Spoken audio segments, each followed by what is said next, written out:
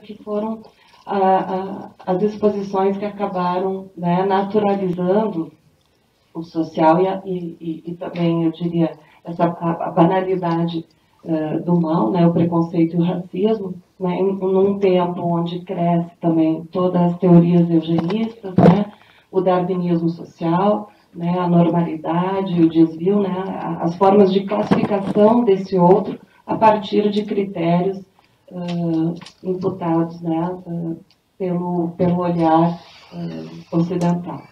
Então, é um momento onde o Ocidente inventa, então, quem é esse selvagem, né, sempre partindo, obviamente, né, desse olhar eurocêntrico. Então, se constituíam essas exposições universais, exposições coloniais, né, como uma exibição, realmente, de homens e mulheres, né, numa apresentação que lhes afastava dos visitantes, né, lhes apresentava como diferentes e inferiores, construindo, então, um distanciamento entre o normal e o anormal, né? E inventando, certamente, aí uma ruptura entre duas humanidades. Né? Hoje pela manhã, também, uma das falas da mesa, né, colocou, acho que foi né, colocou de onde a gente começa a fazer essa separação, né, entre humanos e não humanos, talvez.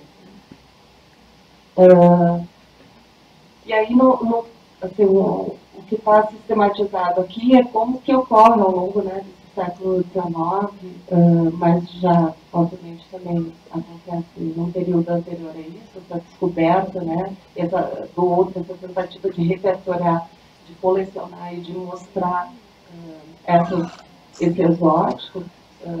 Lá no final do século XV, já com as grandes exposições, né, os europeus eles são confrontados com esse outro, né, um olhar onde se mistura um pouco essa curiosidade, né, quem é esse diferente, um estranhamento, mas também esse sentimento, né, de atribuição à selvageria. Qualquer que seja o outro, o efeito acaba sendo o mesmo, né, um sentimento de curiosidade, então, frente a esses indivíduos estrangeiros, né, tão diferentes e tão exóticos. Né? Essa cena é uma cena de canibalismo, que foi a primeira forma como o europeu nos viu aqui no Brasil. A partir disso, né, as exposições elas vão ganhando uma intensidade bastante grande, porque a curiosidade elas nos chama. Né? Em várias figuras que são muito próximas, né, ou se confundem entre a monstruosidade, né, e esse exótico, né, sempre comparado do ponto de vista de quem está olhando, né, esse outro, no caso, né, ocidentais, europeus.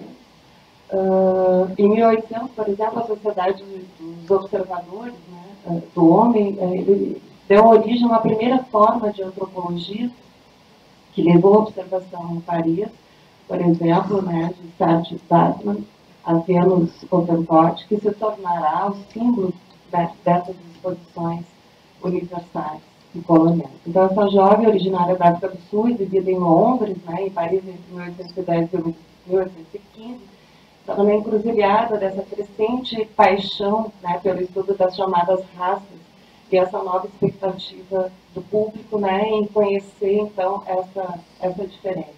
E aí vão surgindo novas teses, né, racistas, por meio de shows étnicos, né, que são produzidos a partir, então, do momento que se começa a levar essas populações para a Europa. Então, o selvagem, ele é exibido, né, mostrado, né, e deve se parecer muito com essa imagem que é construída pelo Ocidente, né, que é uma imagem de construção científica dessa diferença. Né? A antropologia, nesse momento, começa a perceber que é possível realizar, por exemplo, medidas antropométricas. Né? Vamos medir os tamanhos dos crânios, vamos comparar, né, tamanhos de crânios entre populações africanas, ocidentais, americanas, né? Foi um momento de muita produção de fotografia, né? Aí que entra a questão da imagem. e também a mesma construção de moldes, né, de moldar, por exemplo, algumas partes, né, do corpo desse diferente, né, porque ele realmente, esse corpo demonstrava, né, concretamente a existência, então, desse exótico, desse selvagem. Então, é um momento crescente, né, de crescente desenvolvimento da antropologia ao longo desse século XIX, e a hierarquia das chamadas raças, então, torna-se a norma e a exibição é integrada aos códigos acadêmicos que constroem um olhar para o mundo. Então, o fato das exposições coloniais e universais trazerem, né, para a exibição essas pessoas, né, os antropólogos aproveitaram desse momento também para, entre aspas, produzir um conhecimento científico, né, sobre esse outro. E isso faz com que essa exposição, acho, né, desse selvagem, entre aspas, ela inscreve o outro em uma ordem que é a da razão, né, a da racionalidade, em um objeto dentro de uma hierarquia, né, o desviante, tarado, louco, e como representante da chamada raça inferior. Enquanto confia no universo subjetivo das representações populares, né, do outro, e do outro lugar, ou seja, né, o longínquo, o distante, formando então um sistema extremamente coerente na encruzilhada do discurso acadêmico e dos estereótipos mais populares. Né? Então, é como realmente toda essa produção vai construindo um imaginário social, né, sobre o outro. Então, aqui são cenas, inclusive, né, que colocam lado a lado, né, os freaks, né, os monstros, aquilo que é totalmente diferente para a Europa, né, para o Ocidente. E esses espetáculos, então, da normalidade física, psicológica e geográfica, né, tudo isso compõe um mesmo cenário e vai construindo, então, as nossas representações, né, e isso vai tomando um vulto cada vez maior. Né? As pessoas são extremamente ávidas nesse momento, né, por esse espetáculo, por essa novidade, né, por essa estranheza.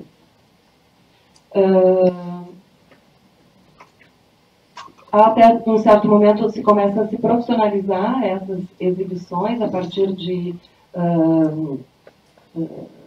exposições mesmo, por exemplo, num jardim zoológico, na tentativa de trazer não só as pessoas, mas na forma, inclusive, como elas viviam, né, em seus cenários, né, e aqui temos, inclusive, a representação de nossos índios também, nesse período foram levados para lá, ou até mesmo espetáculos, né, como na Olampiá, onde esses exóticos, né, faziam números especiais, numa forma também de atrair cada vez mais, né, o público europeu. E aí essa questão da cenarização racial e colonial, nesse período, ela vai encontrar três grandes locais, né, para se desenvolver. Um deles é o Jardim da Aclimatação, que foi um jardim inicialmente pensado não, ele era utilizado para as plantas exóticas e os animais exóticos que eram trazidos, né, de vários outros continentes. E esse mesmo jardim foi utilizado, então, para trazer as pessoas, né, exóticas dos outros continentes e serem exibidas nesse contexto. E assim houveram outras duas formas, as aldeias itinerantes, então, que eram reconstruções, né, cenarísticas, né, da vida dessas populações em seus continentes de origem, e também as exposições universais e coloniais, como eu falei no início. Então, aqui só eu vou dar uma passadinha rápida, né, o Jardim da Aclimatação, aqui são cenas, então, desses cenários que eram realmente reconstruídos, né, e choca também a forma como o próprio europeu vai visitar, né, essas exposições e que olhar que ele vai produzindo, então, sobre essas populações. né? As exposições universais de Coronel têm esse mesmo caráter, né? E isso vai nos trazendo pensar como realmente os milhares, né, de vestígios que foram produzidos por essa cultura de massa, que na realidade, né, se transformou, porque foram bilhões de pessoas que foram assistir, né, a essas exposições, como elas ilustram a imensidão do fenômeno e revelam, né, uma empresa no coração do sistema capitalista, né, em produção, que fez da diferença um limite invisível entre eles e nós. Então, dessa forma, é possível medir a forma como o racismo talvez tenha, né, penetrado na opinião pública, né, no nosso imaginário, sem violência aparente, mas através, inclusive, do entretenimento. Né?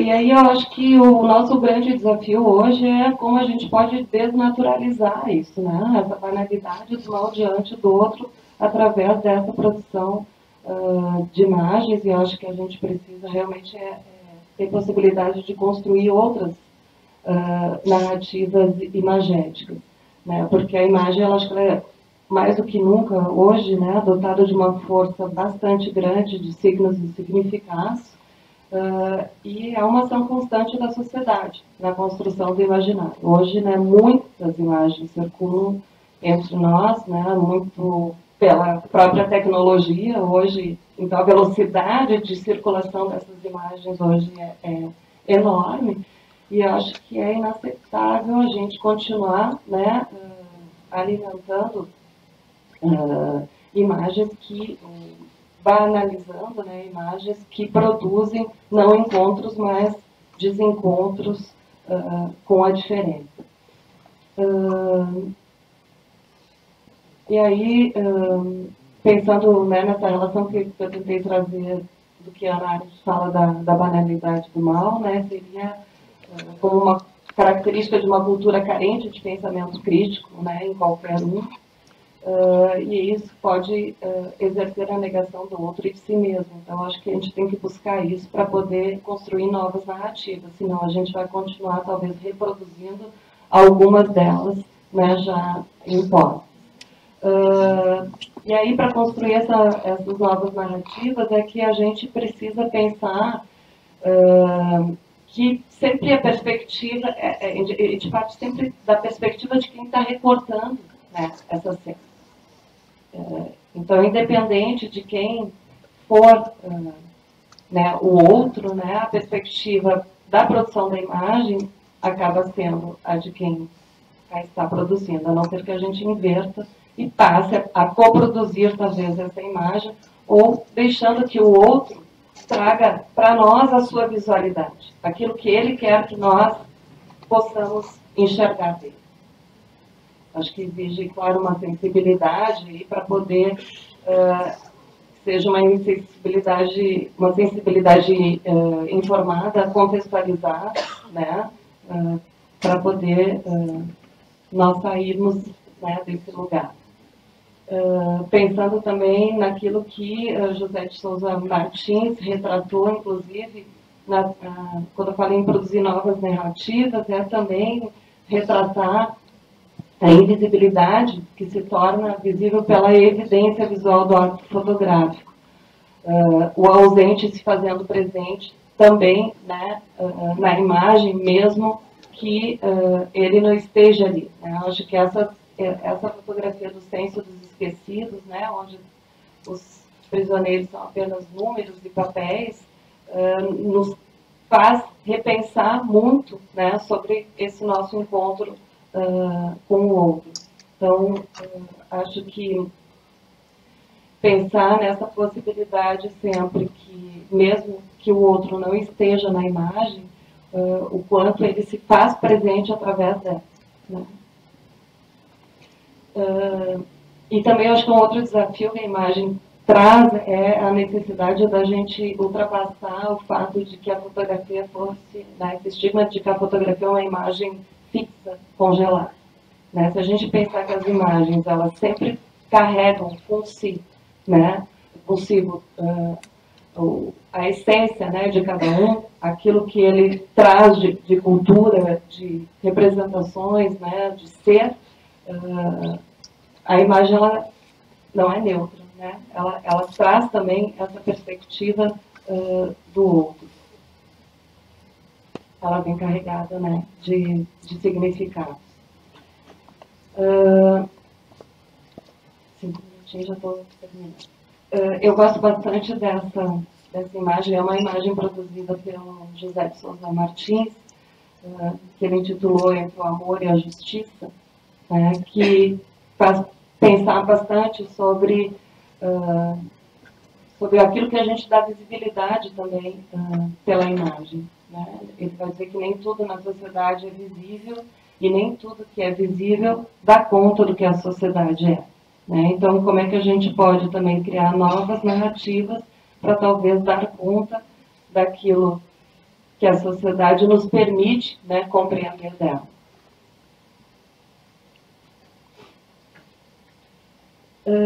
E acho que para pensar, então, essa possibilidade de criar novas narrativas, eu gosto de um autor que é Tavares, que tem trabalhado com algumas dessas questões, onde ele vai propor, né, para a gente produzir essa descolonialidade, eu acho que do modo de pensar e da contenção da supremacia imagética e cultural que é indo-europeia, né, significante fator na ampliação da democracia e na alimentação do colonialismo cognitivo e mental. Ele vai propor que a gente pense naquilo que ele está chamando de uma alfabetização visual, né? E que seja articulada, que seja associada a uma pedagogia cívica. Então, como realmente poder retrabalhar, né, a produção de imagens sobre o outro, construindo, então, novos imaginários.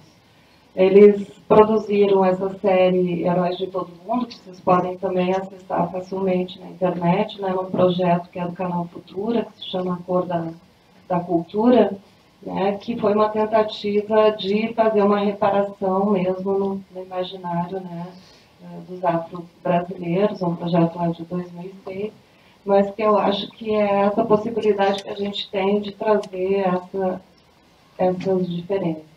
Né? Acho que como uma forma, talvez, aqui de tentar preencher um espaço em branco, no sentido de vincular também essa produção, essa nova narrativa visual, né, sobre a diferença, sobre o outro, pensando num vínculo, né, entre cultura, né, entre as diferentes culturas e a questão também política, né, e essa cultura visual, aquilo que a gente também constrói, né, a partir dessas diferentes visualidades.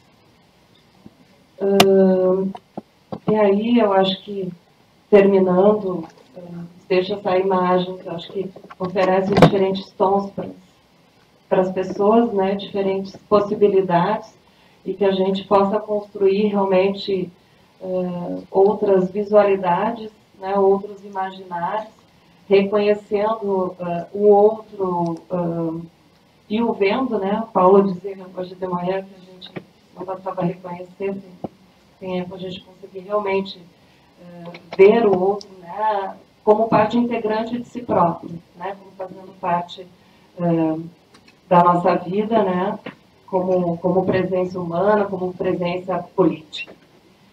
Então, eu vou ficar por aqui, depois a gente pode conversar um pouco mais sobre isso.